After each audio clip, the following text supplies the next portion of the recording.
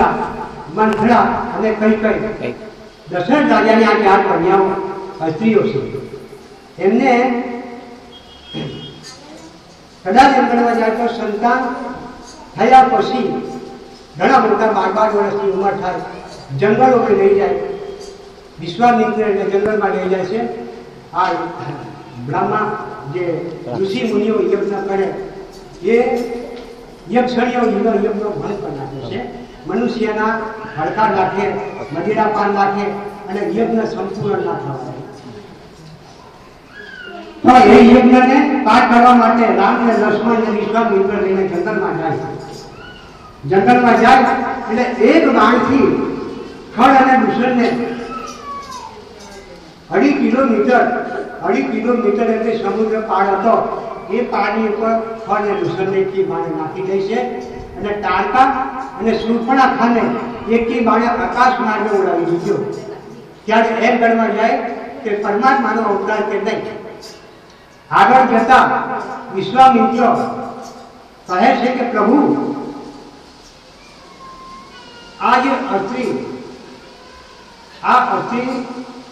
હજારો વર્ષે થયા પથ્થરની શિલા થઈને પડેલી છે, એને તમે કંઈક દયા કરો તો સારી વાત.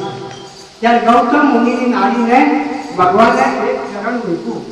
એક ચરણ મૂકવાથી 1000 વર્ષોની પથ્થરની શિલા થઈને પડેલી એ એમ નારી બની. અને જંગલમાં જાય ત્યારે એમને જતા એનું આ મંત્ર એવું દર્શાવ્યું કે આ તમારા 2 કુંવરને વિશ્વામિત્ર તમે અમારી નગરીમાં લાવો અને જનક રાજાની જે કન્યા સીતા, એ સીતાનો વડ યજ્ઞ છે એટલે એમાં એમ કરવા જાય તો તમે 5 મિનિટ આ પુત્રને કંઈ કરાવો. હવે આનું બીજું વચ્ચેનું મતલબમાં ભગવાન વધારે છે 2-3-4 કલાકનો, પણ છતાંય ઉપરમાં તમને કહી બતાવે. હવે રામને લક્ષ્મણ અને વિશ્વામિત્ર જ્યારે જનક રાજાના રાજ્યમાં જાય ત્યારે હજારો કરોડો રાજાઓના મતલબમાં આમંત્રણ હતું કે આ ધનુષ બાણ ઉઠાવો તો આ મારી જાનકીને તમે વળો અને લગ્ન મારે કરી આપવા. ત્યારે એમ ગણવા જાય કે રાજાઓ રાવણ, કુંભકર્ણ, બીજા આજુબાજુ મારવાના 6 રાજાઓ, અનેક રાજાઓ બધા 8 દિવસ ત્યાં તંબુકાની કારણે બેઠેલા. અને એમ ગણવા જાય તો સીતાને લગ્ન કરવાની બધાને હોશ બોલવા કે જનક રાજાની કન્યા મતલબ આપણી સાથે પડે. રાવણ એવું કહે છે ને, રાવણ એવું મનમાં જાણે છે કે આ બધા તે જોવાના છે એમ કે અરે ધનુષ બાને તો હું છૂટકા એટલે સીતાને તો હું જ પડવાનો છે, બીજો કોઈ ના પડે. કેમ કે મારી અંદર તાકાત એટલી છે, મારી અંદર બળ એટલું છે. એટલે એ યજ્ઞની અંદર આ રામ અને લક્ષ્મણ વિશ્વામિત્ર કરાવે છે. જ્યારે મતલબ સમય એનો આવ્યો ત્યારે એમ બધા રાવણ એમ કરે ધનુષ બાણ ઉઠાવે છે, ઉઠાવી તો જાય તો પરમાત્મા બેઠેલો કે હોશ છે અને ઉઠાવશે ચોક્કસ કે એના અંદર બળ એટલું છે. તો એ ધનુષ બાણ ઉઠાવવા ગયો અને ઉઠાવી તો ખરું, પણ એમ કરવા જાય તો પાછું ભગવાને 3 ભૂમિનો વજન મૂકી નીચે પાડ્યું. ત્યારે એનો હાથ દબાઈ ગયો, રાવણનો હાથ દબાઈ ગયો એટલે રાવણ છોડા નીકળવા માંડ્યા. પણ રાવણની બાજુને એના પાર્ષદ હતા કે પ્રભુ આવે કે તમારે શું હોય રાજા સાહેબ તો એક ઉપાય છે. કે શું ઉપાય છે? કે રામ રામ કરો. જો રામ રામ જોકે રામનો કે રાવણ દુશ્મન પકડો હાથ દબાઈ એ હાથને કાઢવો હોય તો રામ રામ તો કરવું પડે. કે રામ રામ રામ રામ જપવા બાઈજો તો આ ધરતીનો ભાર ઓછો થયો કે રામનો હાથ જોઈ કે આમાં હજીને આખા ત્યાં રાવણ પછી બેસી ગયો અને આ રામ ઉભો થાય તો એ ભૂમિની ઉપરથી તુળિયા ભગવાનના ચોકની અંદર આ ધનુષ બાણ આપ્યું.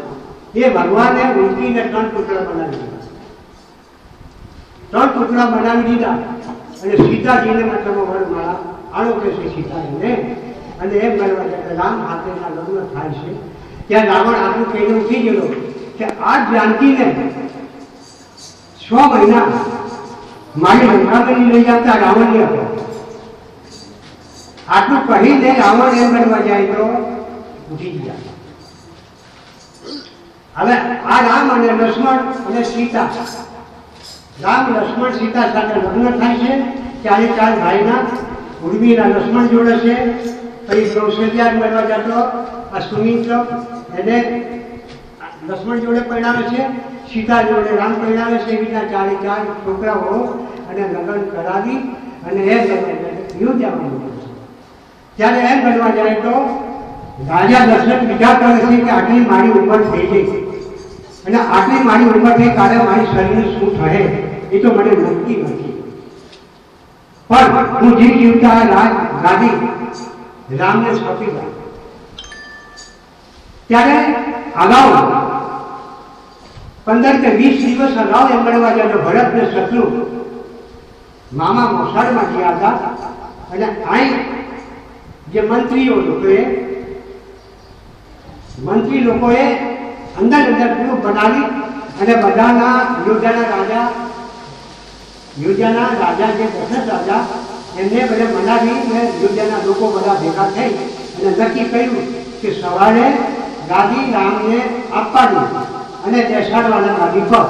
તો વિશ્વામિત્રે નક્કી કર્યું, પણ એમ કરવા જાય તો મંથરા નામની દાસી હતી એને નક્કી ના લાગ્યું કે જો રાજા જો ખરું કરતા હોય તો પેલા 2 પૂછ્ય તો મામા મોસાળમાં ગયા છે અને આ 2 અહીં છે, એટલે આ એક મતલબ વાદી ભાવ નથી. આ ગાદી હોતો આમાં રાજાને સ્વાગત છે કે મારા રામના ગાદી હતી, પણ ત્યારે 4 ભાઈની મતલબમાં એક સમજથી લઈ પડે ને, તો એના માટે એમ બનવા ગયા તો મંથરા દાસીને ખોટું લાગ્યું અને કૈકેયીના ભુવન પર જઈ અને કૈકેયીને કીધું કે તમને કઈ ખબર છે કે હું કે સવારે રામ ગાદી પર બેસવાના છે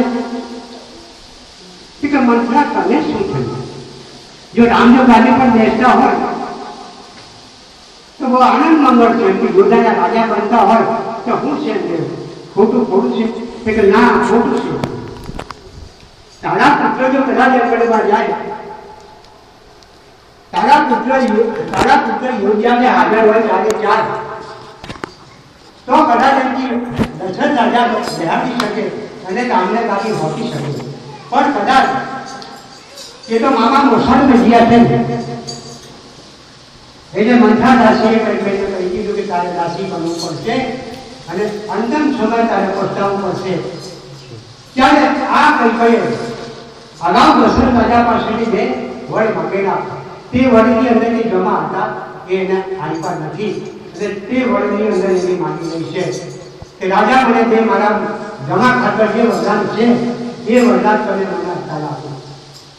તો રાજાને કીધું કે તમે જે એ વડમાં જો એ વચનમાં જો માંગતા હોય તો મારે આપી દેવાના, એટલે તમારે જમાશે એમાં રાજ માંગે તો રાજ આપવાનું, જે માંગે તે મારે આપવાનું. ત્યારે કઈ શું આવ્યું કે એક વચનમાં રામ વનવા ગયા અને બીજા વચનમાં મારો ભરત ગાદી પર બેસે.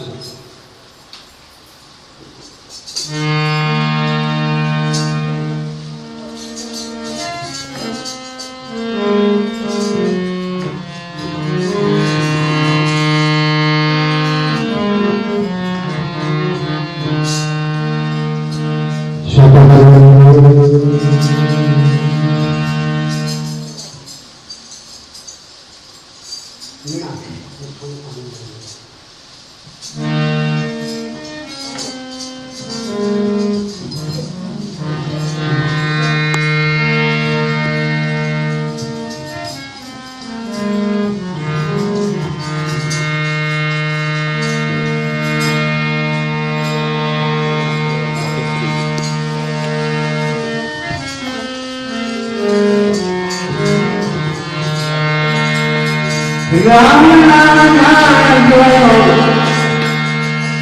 કેશવ